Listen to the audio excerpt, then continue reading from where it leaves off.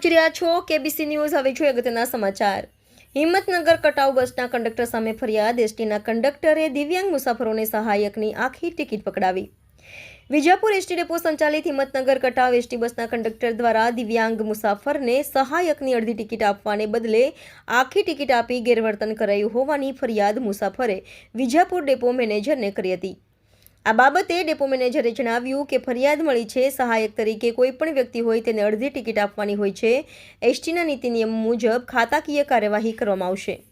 ચાણસ્મા તાલુકાના મીઠીધારિયાલ ગામના કઠોર જોઈતાજી માનસંગજી પાટણ જિલ્લા સમાજ સુરક્ષા અધિકારીનો 80% દિવ્યાંગતાનો પાસ ધરાવે છે અને તે પાસમાં સહાયકની અડધી ટિકિટ ફી તેવો સ્પષ્ટ ઉલ્લેખ કરેલો છે। જોઈતાજી ગત 25મી ફેબ્રુઆરીના રોજ સાંજના 16:22 કલાકે લણવાથી ચાણસ્મા જવા માટે હિંમતનગર કટાવ એસટી બસમાં બેઠા હતા।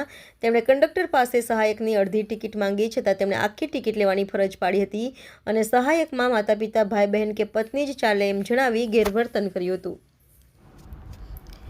રિપોર્ટર મુસ્તાકભાઈ મેઘાણી, કેબીસી ન્યૂઝ, ભાવનગર। દર્શક મિત્રો, કેબીસી ન્યૂઝને લાઇક, શેર, સબસ્ક્રાઇબ કરો, બેલ આઇકન પ્રેસ કરો જેથી આપને નોટિફિકેશન્સ મળતી રહે।